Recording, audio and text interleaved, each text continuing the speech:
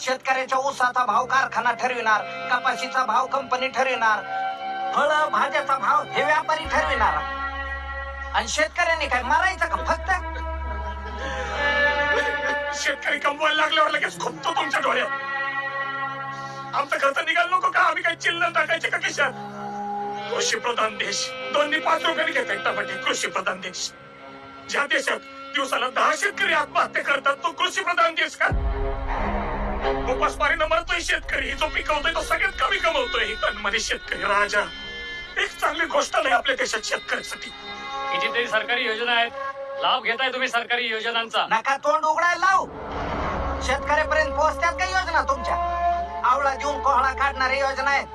ज्या दिवशी महाराष्ट्रात एकही शेतकरी आत्महत्या करणार नाही ना, त्या दिवशी म्हणा हे शेतकऱ्याचं सरकार आहे. हो, कामकाज नीटपणे चालू द्या, नाहीतर गुन्हे दाखल करायला लागतील. गुन्हा दाखल करा तुम्ही. शेतकरी असणं गुन्हा असेल तर रोज गुन्हा करेल मी, रोज मातीसाठी मरेल.